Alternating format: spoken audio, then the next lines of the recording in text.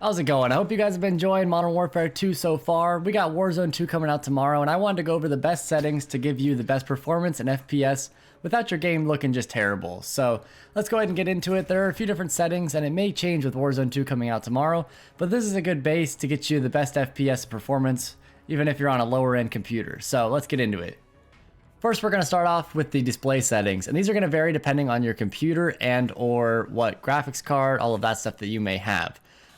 First, we have display mode. You're going to want to set this to full screen exclusive.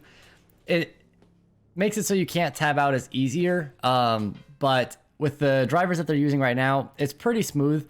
I had it on full screen borderless, but the issue with that is you can't play above 60 hertz, and also it affects your FPS a lot. I lost about 40 FPS by just dropping it from full screen borderless to exclusive. So I would recommend full screen exclusive. Your display monitor, obviously I have two monitors. You're going to want it to set to the one that you want to play on. This monitor is 144 hertz, so I have it set to that. Your display adapter is going to be the graphics card that you have. You probably only have one, so it's probably going to be correct. Screen refresh rate, check and see what setting your monitor has. Auto is probably going to be the highest. I have mine at, it's 144 hertz, but I have it set to 120 right now. Because when I was playing Warzone, I wasn't getting 144 frames. I was getting about a 110 to 130, depending on where we were. So my default is 119.998 for some reason instead of 120. Your display resolution, auto is going to be the resolution of your monitor. You can drop this if you're getting worse frames. So like, let's say you have a 4K monitor, but you don't have a very good graphics card. You can drop this down to 1080p. It's going to run fine. It's going to run better. You're just not using the full resolution of your monitor. Dynamic resolution, I don't have this on. It just changes, I believe, the frame rate to try to make it a little bit smoother. Don't worry about that. Aspect ratio, you can leave it to automatic. This is if you have an ultra wide monitor. You can change it instead of 16:9. You can do 16:10, 21:9, whatever. You can see it changes it depending on the monitor. I have a standard 27-inch. And I don't need to, you don't need to really change it. VSync, do not recommend turning it on. VSync can help with screen tearing, but it pretty much like frame caps to, I believe it's 60 FPS. So leave VSync off. VSync in the menus, I mean, is not a big of an issue. You can turn that on if you want, but we're going to talk about custom frame rate limits anyways. So leave that off. For custom frame rate limits, I set my in-game limit to 240. If you're getting above 240 frames, you can change this to higher. I would say you're probably not. I have a 3080 and an i9 9900K, and I'm getting about 180 frames. So I put that at 240. So that's about the highest refresh rate you'd ever have. You can set that to whatever. If you are struggling, you can cap your in-game frames. If it's very inconsistent, I could say you could set this to 120 or 100. Your menu custom frame rate by default, I want to say is 100. I changed mine to 60. This is literally just like what we're in right now. You don't need to have 100 FPS. It kind of lets your graphics card rest a little bit and your GPU. And your out of focus frame rate would be if I am tabbed out or I am doing something else.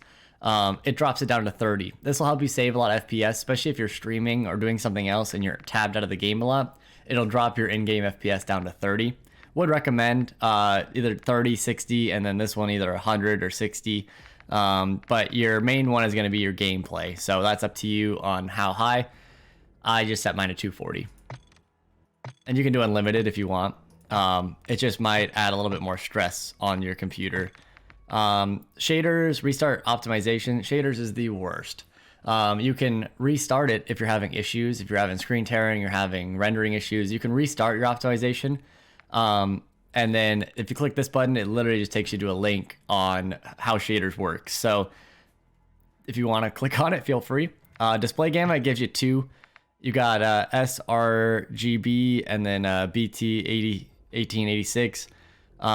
Most computers, I would say, are going to be running RGB. So I leave mine at 2.2. Brightness, all up to you. I would say change it to 55. Obviously, once again, your monitor settings are a big thing. If you have an NVIDIA card, you can change your monitor brightness, or you can do it on the actual monitor. But 55 so far from what my friends and I have found out is like the easiest, because while this is supposed to be barely visible, it makes it a little bit brighter so you can see people in the shadows fine. Now we jump down to focus mode. I turn this off. If you have an ultra wide monitor, you might want to leave it on, only because where if the game can't render to the full resolution of your monitor, if you have like a, let's say a 24-inch monitor, but it's an ultra wide, it'll put some black bars, and you can change the opacity in which that is. And then the last one is going to be high dynamic range, HDR. I have an HDR monitor. It was turned on when I loaded into the game initially, but I don't think you really need HDR mode, to be honest. So I turned it off. I don't know anybody who really runs it. It's just gonna affect your frame rates pretty much. So turn that off, I'd recommend. Next, we're gonna hop over into the quality tab, and there's a lot to go through in this one. We'll see how fast we can get through it. Quality presets. These are gonna be by default what the game thinks your computer can do. We're using custom. Render resolution is the resolution of your monitor. Make sure that it has the resolution you want and that it's at 100. If you lower this, it's going to change the resolution to 720p, so on. Upscaling and sharpening. There's a lot of options in this. A lot of them NVIDIA uses, and that has anti-aliasing and all of that stuff. What we're going to use is Fidelity FX CAS, and set the sharpening to 75. This makes your game look really crisp, but it's not like the NVIDIA filters are, where it looks almost just harsh sharpness. If you're having FPS issues, change it to the AMD one, and then change your quality to either quality or ultra quality. If you need more FPS, use quality. Ultra quality will make it look a little bit nicer, but I run this one so that it's a little bit sharper. Anti-aliasing, there's only two options, SMAA and the Filmic SMAA. There's a little bit of a difference in FPS boost, but I prefer this one over the Filmic. And the quality I drop down to low. I don't need to worry about jagged edges and all of that stuff as much. Your video scale changes up to 90, assuming you have enough RAM. This is just kind of how much memory it dedicates to the game. If you are streaming though, and you're using more memory on like OBS, let's say, drop this down to 80, but probably no lower. Textures and resolution. This is going to obviously be how your game looks. There's not a lot of difference in this between some of the settings though. Low and high and normal. You can see down here how much of a difference that makes in our RAM usage. I run on low. Very low is going to look bad. It's going to look very texture pixely. Low gives me a good amount of FPS boost, but you can run normal if you want to film more cinematic videos. This one here is, it's gonna, I would say leave it on high. The game seems to run well with it on high, and it allows you to see people better. It's gonna be easier to see people in the shadows and all of that stuff. So if you're having issues seeing people, make sure to leave this up on high. It doesn't affect your game like at all for FPS wise.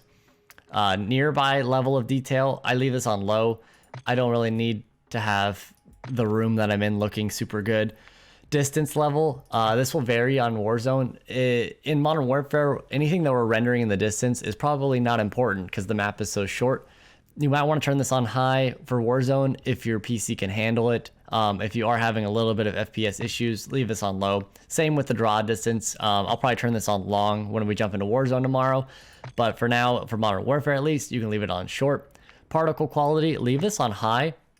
For some reason, the game runs better with it on high than it does with it on low. And the particle quality level, this can be on low though. You can turn it up to normal if it looks kind of bad for you, but you're not seeing a ton of particle quality, like textures in the game in general. Impact spray, this is personal preference. It's just so you can see the bullets when they hit next to you. Shader quality, I leave this on low.